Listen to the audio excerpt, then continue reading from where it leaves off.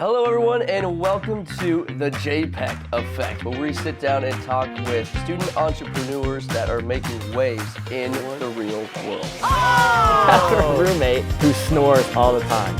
Mouth tape is really huge, so I don't know if you want to politely suggest that. Because no matter how many books you read, podcasts you listen to, there's nothing that's going to beat firsthand experience. Honestly, my brain, I feel like I live in a little bit of a delusion land sometimes. I feel like nothing is truly ever a failure. Hello everyone and welcome to the JPEC Effect, where we sit down and talk with student entrepreneurs that are making waves in the real world. Today I am sitting down with an incredible guest, the founder and CEO of Unbreakable female athlete, Jaecee Hall. Hello, thank you so much for having me. That was a great introduction. Thank you. Totally just off the cuff. I love it. Nothing prepared. That doesn't shock me. Well, first of all, how has life been? I know it's been a minute since we've talked to each other, but how has life been? Life's been good. Unbreakable is always growing. It's always expanding. I mean, since I know we've talked a lot, I'm sure we'll get into the depth and the history of Unbreakable, but we're coming up on year 4 of the business. So it has been a journey, and all the way through, I'm impacting, female athletes all over the world. So that's what we want. Exactly. That is the mission. Yep, that's the mission. That's the goal. Heck yeah. What has there been any new developments with the business before we dive into the history? Has there been anything new in your life or with the business that's been going on? I mean, I feel like there's a new thing every day. I feel like when I talk to people, I'm like, it's a snowball effect of running a business and running a company, especially as a 24-year-old founder. Right now, we're just in talks with, different people, different companies about possible partnerships. I've got some calls scheduled. There's a really cool company that I'm hoping to do something with. They basically have pads on a roll. So think period, obviously that's important, right? For, women, female athletes, everyone really, but every woman.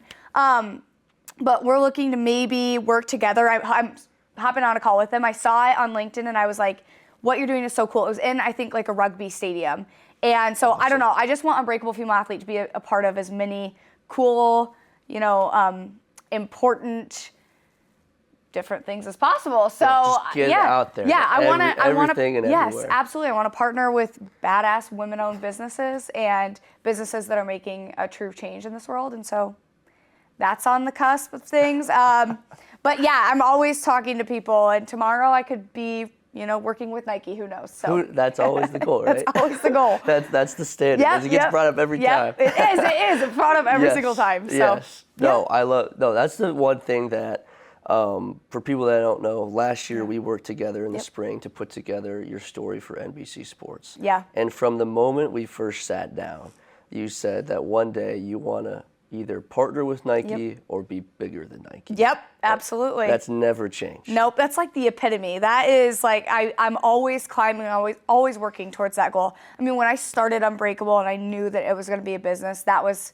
the first thing I said. And I think I keep coming back to that because I have so many people who tell me there's literally no way you're ever going to be that. That you're never going to reach that. And so it just makes me all the more empowered and inspired to actually reach that goal. So it fires you up. Yeah, always. Yeah, it just adds fuel to the fire. Yeah, I love doubt. Doubt me, please. So. Oh, that's awesome. Well, let's start at the beginning with the business. Where did this idea of building a brand surrounded around female athletics come from? Because at that time, you were also a Division I athlete. Yep. You were going to classes, and then you decided, let's add on to the workload and start a business. Yeah, I was like, how do I make my life 100 times more challenging? That's basically what I feel like myself. Starting a business is right at the top of that list. Yeah, exactly. So, yes, I was a rower at the University of Iowa from 2020 to 2024.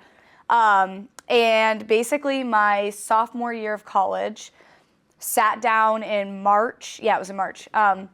With my best friends, and you know the story well. Yep. I sat down and I was just like, I want a t-shirt about being a female athlete. And of course I just Google one, and I kept Googling shirts, and just none of them really resonated with who I am and, my values of, just being an empowered, badass female athlete. I really have always dug into that idea of being a woman in sports is really difficult, and I wanted to create something that kind of generated awareness around that. And so at the time, I didn't think I wanted to generate something that was going to be selling in 12 countries. I wanted to create something that I could just wear for myself. And so I made the t-shirt and wore it to practice and went to bed, posted about it on TikTok, woke up, and the next thing I knew, it had gone viral, and I was making t-shirts with my teammates' cricket, pressing them with, well, I wasn't even pressing them at the time, I was ironing them with an iron and... One by one, by hand. One by one, by hand. I mean, like, if you came into my room, it was like, I had shirts laid out everywhere. I had, Unbreakable female athlete, cricket. If anyone has used a cricket, they know how tedious that is. I was peeling them and peeling all these different things, and I would just iron them on one by one, and it just continued. I just had so many people keep reaching out saying, I love this mission, I love this message. How do I get involved? How do I get a t-shirt? How do I get a hoodie? And that's when I knew, okay, it's bigger than just me wanting a shirt for myself. There is a space where people want to see an impact, and they want to feel like they're a part of this family. And so that's when I really started to take charge and be like, okay, well, now I need to get a website. I need to trademark the name Unbreakable Female Athlete. Like, I'm really going to go all in on this. Yeah, it's not like you're just going to, half-ass it. No, If you're going to do it, you might as well go the full 9 yards. Yep. And then punch it into the end zone. Mm-hmm. And then at that same time, NIL had just started. I mean, NIL literally had just gotten off the ground, so I could legally, as a student athlete, do this. I mean, I could start a business. I could use. I mean, a lot of people don't think of rowers as creating, revenue, one as a sport in itself, but also having NIL deals. And what's interesting is at the time I had an NIL deal with Nebraska Furniture Mart, which is pretty cool. I got some, a 90-inch TV and some Bose headphones. Yeah, that 90-inch TV. Okay. It's in my parents' house, so I gifted that to them. I was like, here you go. That's an easy Christmas gift. Yeah, right? I was like, you can have this TV. I got some sick Bose headphones. But I was trying to really create a name for myself and also create a brand using NIL. And then as soon as I started a business, I was like, this is my brand. I mean, this is my legacy. And it means much more than just making money. It's truly creating an impact. So, 4 years later. 4 years later. And you're in 12 countries already. Yep, I'm in 12 countries. I have worked with thousands and thousands of athletes. I mean, right now, we have a ton of Olympians that are following, and it literally continues to grow. I mean, I think over the weekend we gained 400 new followers. And wow. That's pretty cool. That's awesome. Yeah, from March, let's say, I think I made the Instagram in May. So I made the Instagram in May of my sophomore year, okay? That's when I was like, I probably should have an Instagram. So from May of 2022 to July of 2025, it took me that long to reach 10,000 followers. From July of 2025 till now, we're at 16.3 thousand followers. Wow. So 16,300 followers.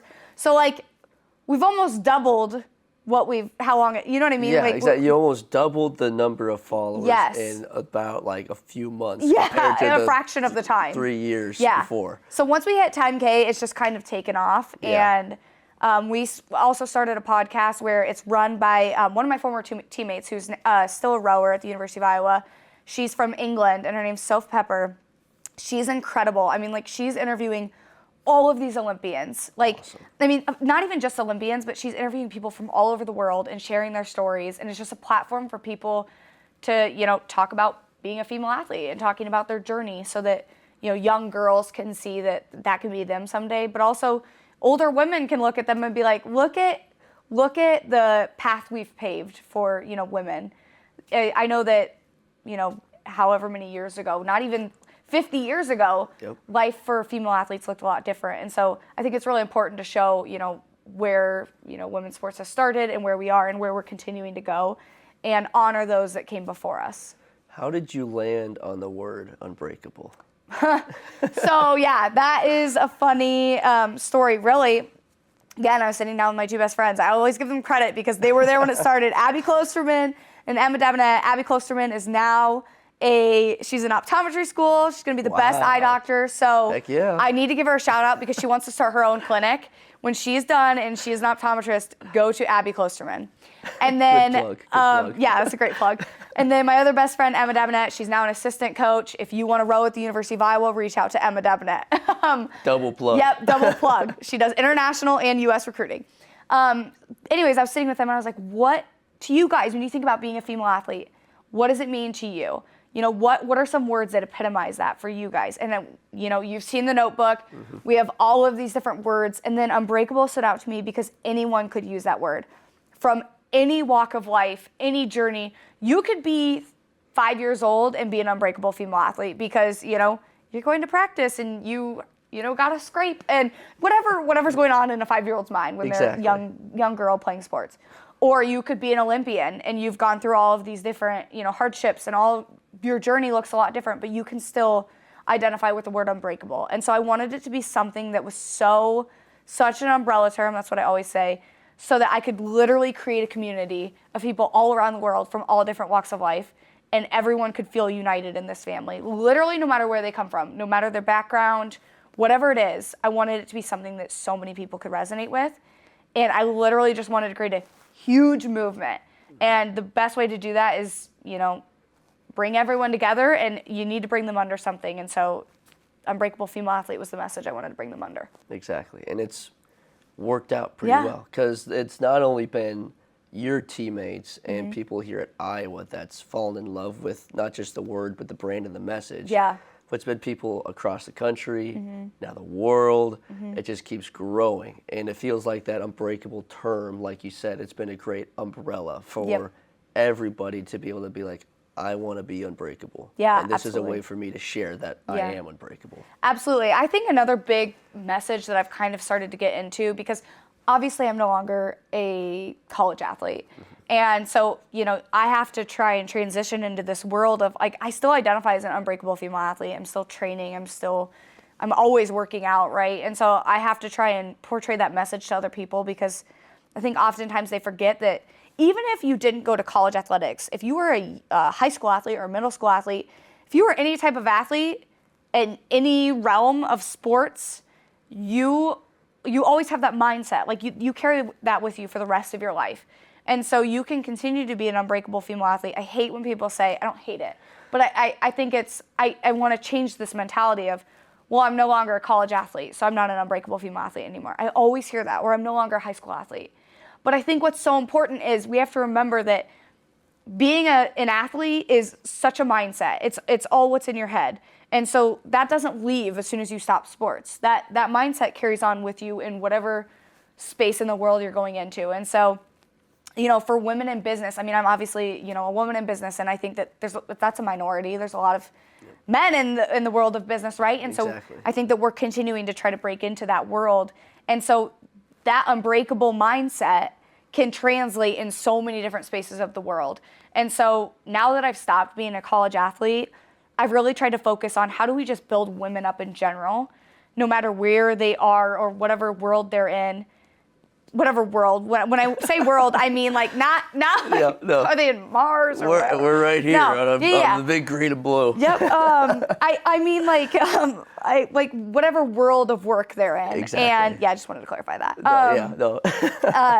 I just really want them to feel like they have this unbreakable mindset. And so that's something that I've really been working on as I've continued to grow the business.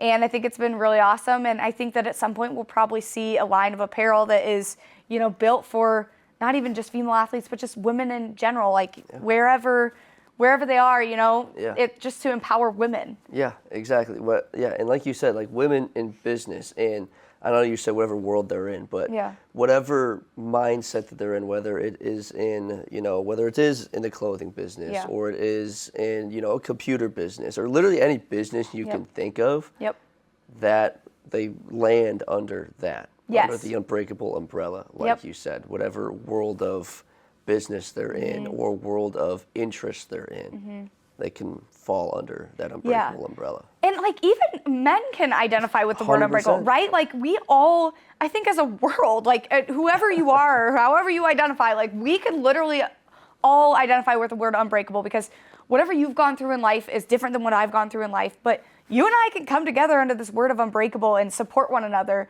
and, try and empower one another so we can both be successful. So I think oftentimes taking out the word unbreakable, but also just thinking about the world of what I'm trying to do. At the end of the day, I'm just trying to empower women and bring them up so that in the world of sports, we are all thriving and being successful. I don't want to like tear men down. That is literally not my goal. I think sometimes that gets misconstrued of like, you don't want men to be successful. That is absolutely not the case. I want all of us to be so freaking successful. Like we've got a little boost that we need, and that's what I'm trying to do, right? Like women weren't able to compete in sports till, Title IX is really when it came in mandated, and then it changed everything. Yeah, absolutely. And so like, and you think about like women in the Olympics, like took a really long time for us to even get into the Olympics, and we just hit, equality in that 50% of the Olympic athletes are men, 50% were women. Like we literally just hit that, I think, in the Paris Olympics. Wow. And the Paris Olympics was the first Olympics that women could actually compete in. So that's kind of like a cool. It all comes around. It all comes around. So yeah, I think it's always a big important piece of mine is like, how can we all generate a shit ton of money in terms of sports? Like sports is a big money maker. So like, let's all make a shit ton of money. Like it shouldn't just be the men making a shit ton of money. Like why don't we want the women? To make money, you have to put money in, and that's what's happening, right? And men's sports just has a longer history of that. Exactly. So when you put the comparison, it's not apples to apples because we're so far behind. We've just got to pour a shit ton of money into women, and then I promise you, your return will be 100 times what you put into it, because that's how it is right now with, think about NFL, NBA. We're just trying to play catch up, and I'm just trying to help in that space. It's like any other investment. But absolutely. But in order to see the big return on investment, you have to put a big investment in. Yep, absolutely. And that's exactly what you've been doing, and a lot of other women in sports, in business, in the arts. Yes. They've been putting that investment into themselves and into each other, which is the next point I want to bring up. So this is the JPEC Effect. This is, we are promoting how students can get involved and be entrepreneurs with ideas in their head. Yeah. So for the other entrepreneurs on campus, whether it's here or at other campuses across the country and the world, what is some advice that you could give to them about what it takes to start a business?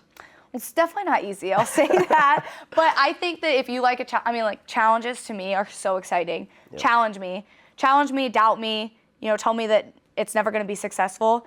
If you love that, and if you don't love that feeling, because I think that that's really uncomfortable, right? It's really uncomfortable to be told you're not going to be successful, to be told that things are going to be really hard. If you like living in the world of uncomfort, I think entrepreneurship is 100% the path for you. If you don't like it, change your mindset, because you can be successful in a lot of ways in this world, but man, how amazing would this world be if everyone, if you have a passion for, I'm gonna go back to my best friend, Abby, eyes. If you have a passion for eyes and optometry, go for it. You know what I mean? There's a bazillion people in the world of optometry. I need glasses. Exactly, right? All of us are all of our eyes are getting worse and worse every day. With technology too. They're all getting worse. If you have a passion for eyes, do something about it, Create a club. That's what she's done. She's a part of a club, an optometry club. I didn't even know that was a thing. Yes. Create a club, create a t-shirt, create an Instagram, do something. I'll give another example. Past Unbreakable female athlete. I also work at Regina Catholic Schools, and I'm the director of communications there. And the other day, a student came up to me. I was taking pictures for the play. And one of the girls is like the tech crew for the play. And she came up and she had a hat and it said WIT. And she's like, I created this hat and these shirts. And when she was talking to me, I'm like, you sound just like me when I started my business. She's like, yeah, it says WIT, it's women in tech. She's like, there's not enough women in tech. And I was like, girl, please, let me help you, because I want you to start a business. I'm like, there are so many young girls or women. Think about people who produce shows on Broadway even or whatever, who probably are like, man, I would really resonate with this message and this story. I'm like, you could make a lot of money selling t-shirts and selling hats that say that. And she's making them for herself and for her friends. And I think that if you've got a passion for something, go for it. Instagram's free, Facebook's free. Posting videos, free. Just make content around it. It doesn't have to be the highest quality content ever. Take your phone, create a video, make a TikTok, embarrass yourself a few times. I mean, It's works. how it works. Yes. It literally works. And it feels like the barrier to entry has been lowered because of social media. 100%. And it's become a lot easier for entrepreneurs to get their stuff out there. I mean, even making a website, you could do overnight. Yeah, easy. I mean, I won't say it was easy because I had a lot of tears when I made my website 4 years ago. Yeah. But yes, I mean, like, and if you can't figure it out, YouTube it. Find someone that can. Like, surround yourself with people who have been there and done that. Ask them questions, lean in on them, take every single piece of their advice, and you will be successful. I'm not gonna say it's gonna be easy. Like, it is not going to be easy. 4 years later, I've got months where I have a great month and I've got a ton of sales. I've got months where I have a horrible month and I have like barely any sales. But if you give up, you are literally throwing that dream away, and someone else is gonna do it. Yeah. Someone else is gonna make that money. Someone else is gonna make the difference. And maybe you're working a job that you literally hate, you're miserable, you don't wanna sit at this desk anymore, you work with people you don't wanna work with. So that's kind of the world that some people live in. I'm lucky that I work with great people and I love them, but some people don't. And if you wanna, be in a space that you love and you're passionate about, you have got to post content, you've got to make an Instagram. You've got to put yourself out there, which is uncomfortable for a lot of people, but you got to put yourself out there. The amount of people that have come up to me, well, especially when I was rowing, I would make, obviously, so many TikToks about Unbreakable. The amount of girls that would come up to me at like races and be like, are you the Unbreakable female athlete girl from just cruise across the country or even like the world? And I'd be like, oh yeah, that's me. They're like, I see your TikToks. Sometimes I just want to die inside because I'm just so embarrassed because I know that these are so embarrassing. But it works. It works though, right? Like, you've got to put yourself out there and it's so uncomfortable, but when you are making a difference, doing something you love, and making a shit ton of money, you won't care. Exactly. It'll all be worth it. The embarrassment all of a sudden feels like, that's really not that embarrassing. Yeah. I could Who do cares? that again. Then everyone else is going to want to do it because you know what? You're doing a job that you love. You're donating a ton of money to something that you're passionate about. And then on the end, you also are making enough money to live and have a life and, maybe go on a trip or hang out with your family or whatever it is. It gives you a little bit of flexibility and freedom. So. Exactly. I mean, I don't have that yet, but someday I will. One day. That's the goal. Yeah, yes. There's a lot of goals, but that is one day. After I make enough of a difference, I want to continue to make a difference, but someday I'll be able to get to that point. I'm going to tell you right now I'm not there. Well, one of the coolest things I think is that, and one of the messages of JPEC as well, is that anyone can have an idea. Yeah. It's not just business students. Yep. And you weren't a business student. No, I did my undergrad in psychology, minor in international relations, my master's in sport and rec management. So no business at all. I was a part of JPEC though. I did one class, and I sat in and they'd help you do your pitches and talk to you about how do you run your business and what's the structure of your business. So yes, I did do that, but I wasn't a business student. Yeah, it's not like you were learning the ins and outs of finance. No, I still don't even know it. Literally. Well, the one thing that I know we've talked about a lot is trademarking. Oh yeah. And that can be a heck of a process. Yeah. As well. I know a lot of students when they're starting a business, trademarking isn't really top of mind for them. No. How did the trademarking process go for you?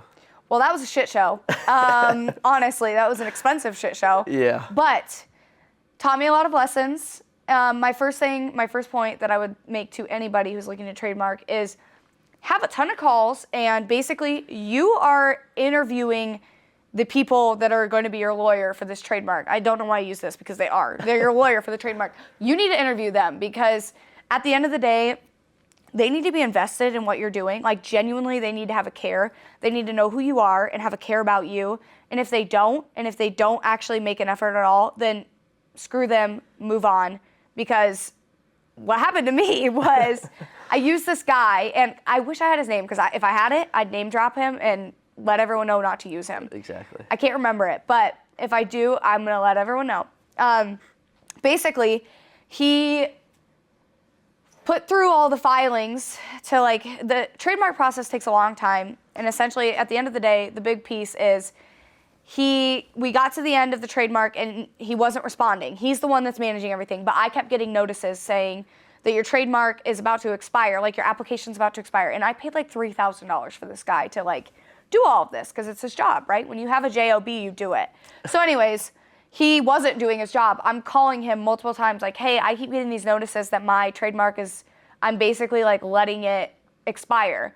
And I'm like, are you gonna do something about it? Because again, that's your JOB, not mine. I hired you to do that. And no response. Literally, just ghosting. Just ghosting. I'm like, paid you a shit ton of money. Yeah, exactly. You're probably out on a yacht. You're probably out enjoying your flexibility of life, and I'm not here. Out, just doing whatever. Yeah, I'm sitting in noodles crying because I get a call at, I don't know, 12 o'clock, okay? Like midday. I'm eating lunch. I've got practice in like 3 hours. And I get a call from this lawyer, and he's like, just want to let you know that you have a, like, I don't even know the percentage. I can't remember it now, but it was like obscenely low to basically trademark the word unbreakable female athlete. You should scrap your business, take everything down, and just, if you want to do something like this, if you want to do this business, you need a whole different word, a whole different term. And by the way, if you want me to, one, help you with that, it's going to be another $3,000. Or two, if you want me to respond to the people and try and actually fight for the trademark, which you're definitely not going to get, that's also another $3,000. So basically, if you want me to do anything, I'm going to charge you a lot of money because I have to expedite it. And I'm like, well, whose problem is that? Yeah. Not mine. Who was the one that wasn't responding? Right? Who's the one that wasn't putting effort into this? I'm like calling him every day. My mom's like, Jaecee, you need to figure it out. And I'm like, I don't know what you want me to do. Like, I'm trying to call him. So anyways, speaking of my mom, who's amazing, 6th grade literacy and social studies teacher, not a lawyer. She goes on to ChatGPT, writes all this stuff in, like literally like copies everything, puts it in there, and is like, how do we trademark this, basically? She's doing all this research. I mean, like, because I had to literally file my response by the end of the night because it was going to expire. She is like staying up like super late by the end of the night the next day. Yeah. Staying up super late, doing everything you can to figure out how to like respond to this and make sure we can get it to pass on to the next stage. She gets it all written out, has ChatGPT put it in like legalese. We file it and it goes through. And then so now we have the next set. And I'm like, then in between our next like filing that we have to do where she's got to do research. Things. I'm calling this guy and I'm like, I chewed him out. To this day, all my like teammates were in the house. I'll never forget it. And they're all like crowded around me and I'm on the phone. It's on speaker and I girl bossed the hell out of him. I don't know what I said. I wish I had a video. But I was like basically told him how awful he was. I know I wrote a bad review for him. But I was like, basically this is ridiculous. You're screwing people over and taking their money. Yeah. And so like at the end of the day, I did get it trademarked. I think last year in September, I got the official notice. I posted a picture on Instagram. Oh, I saw it. Right? You got I'm like framed holding and everything. Yeah, it was like unbreakable female athlete.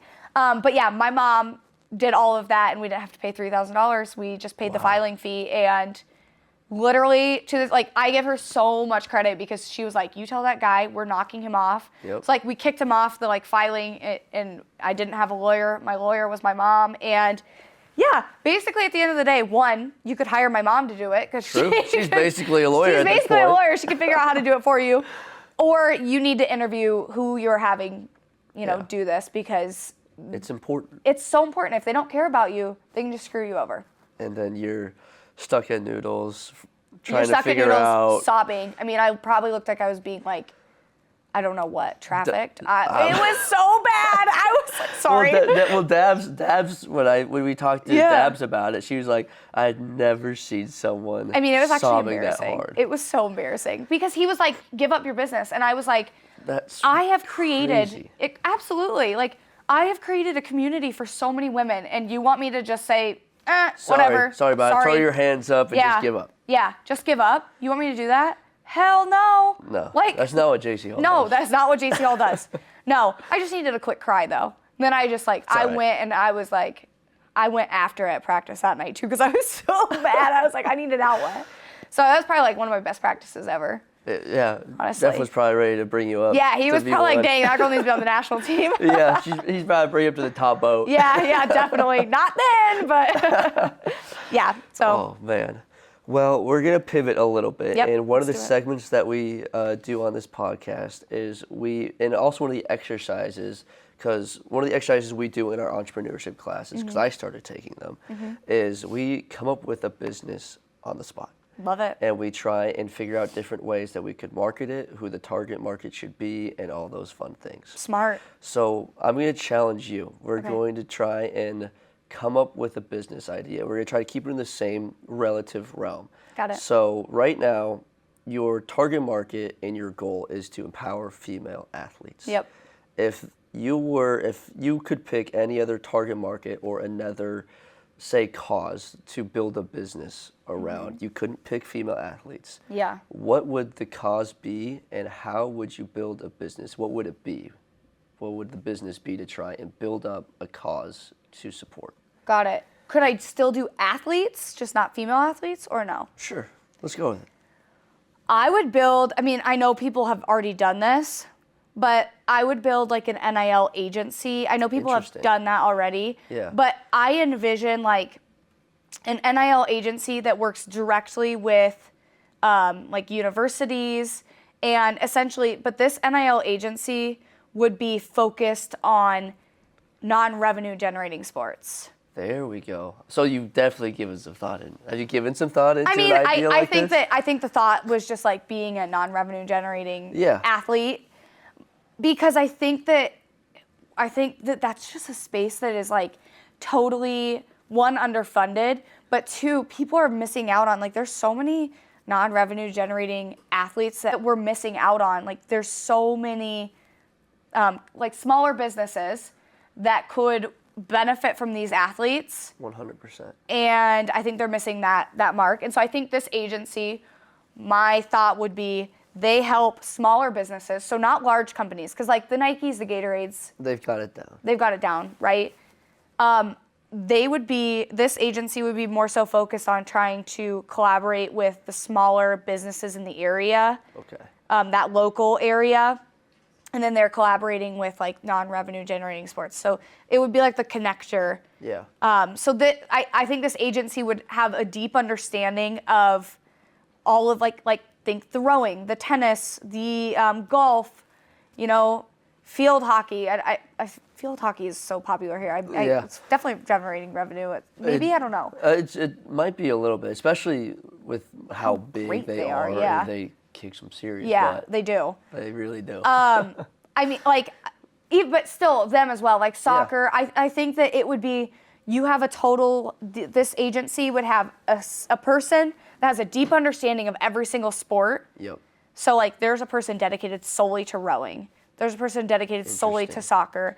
Like, they know the sport, and Yeah. then they really get to know all these athletes. And they would be the rep going Yeah. in. And so how would you, especially being someone who was on the rowing team, if someone like that were to come in, how would you like them to pitch to the athletes? Or how would you pitch the idea to the athletes of hopping on this agency and being a part of it? I mean, one, it would be you get an opportunity to have an NIL deal. I think that, like, as an athlete trying to advocate for yourself and build your brand, it's really, really hard.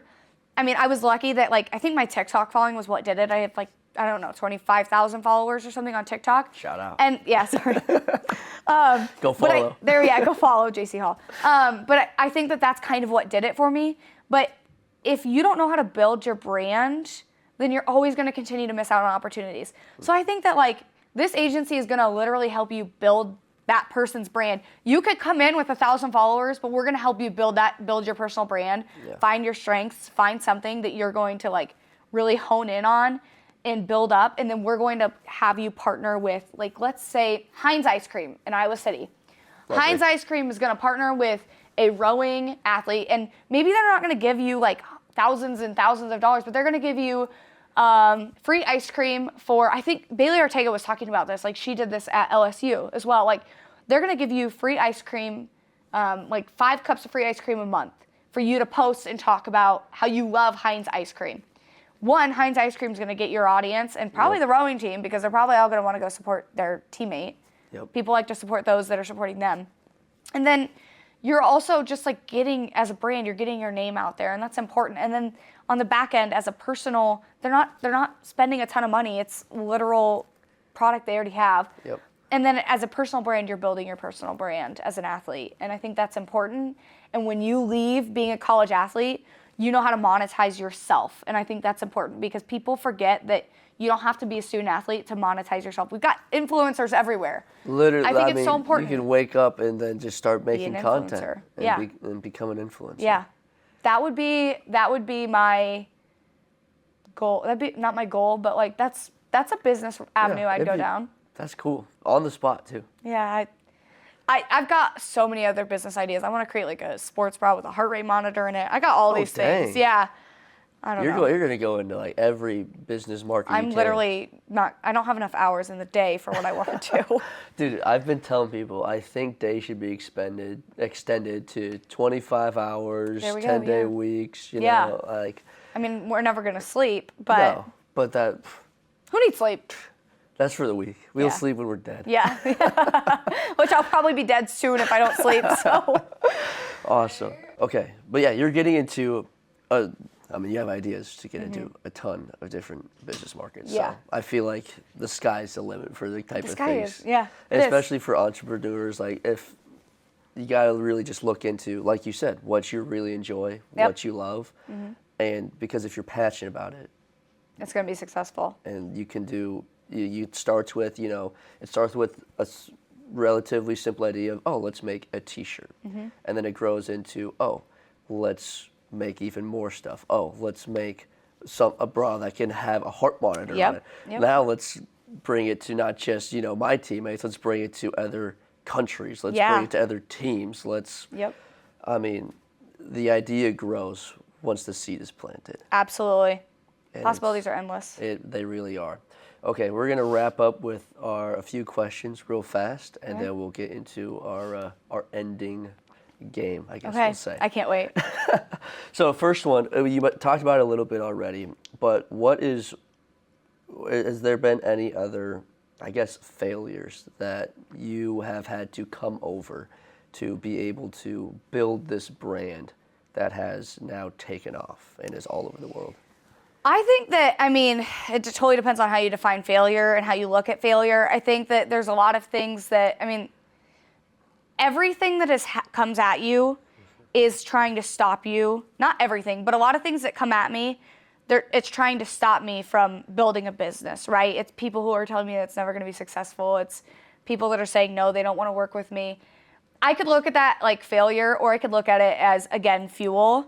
And so I would say that I don't actually have any failures, because not saying that my business is perfect, and I'm not saying that it's the most uber successful business in the world, but man, every time something's thrown at me that has tried to stop my business or try to disrupt my progress, it's honestly propelled me further.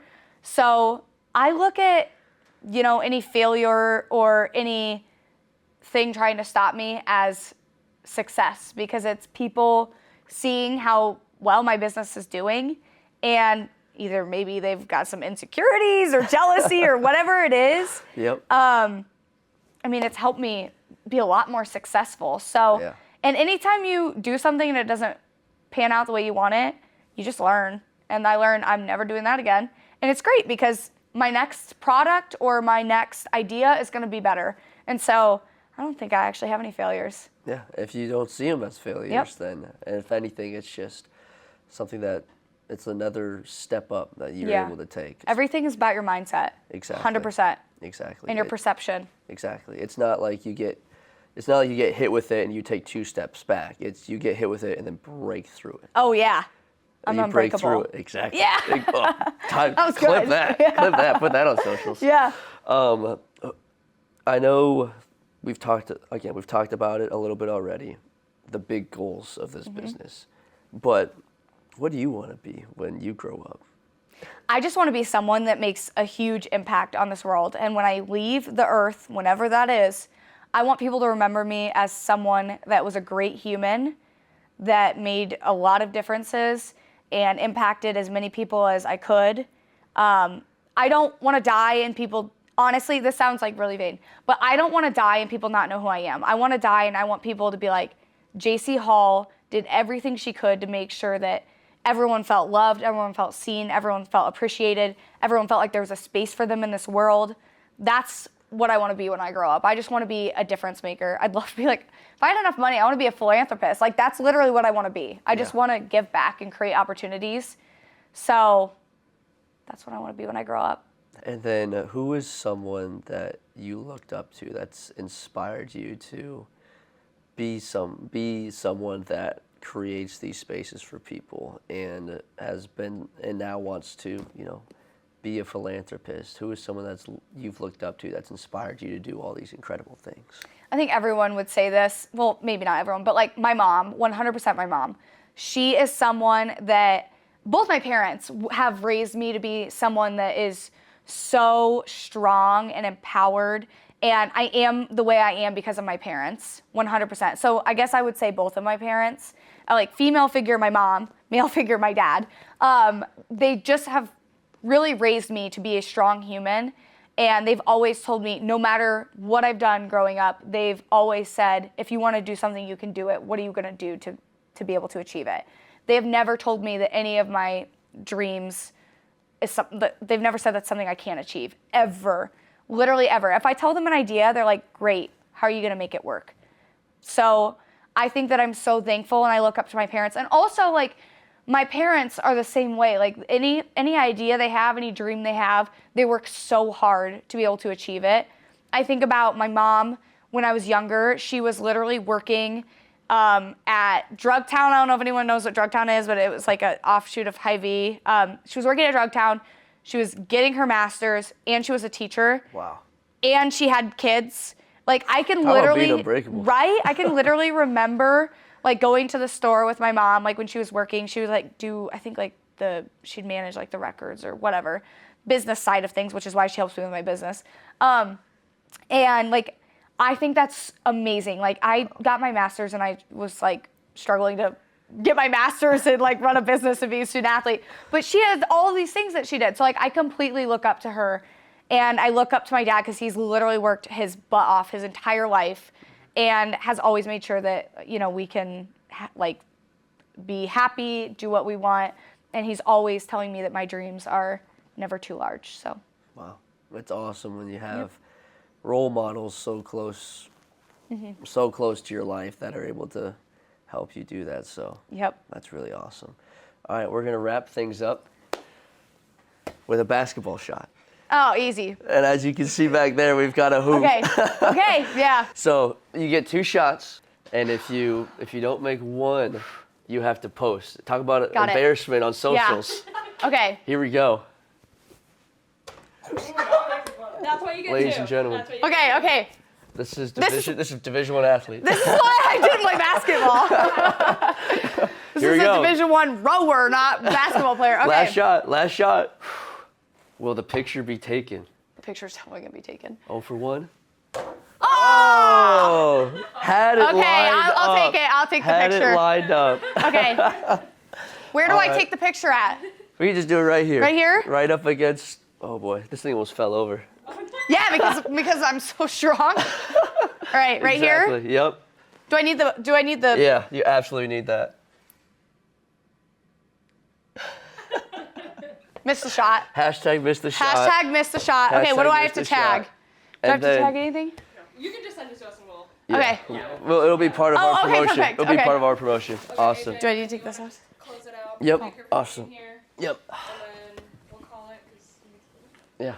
Awesome. Well, thank you so much, Jaecee, for joining us on the Thanks for JPEC having me. Effect. It's been really fun to see all the amazing things you do, and I can't wait to see all the people you will continue to inspire every day.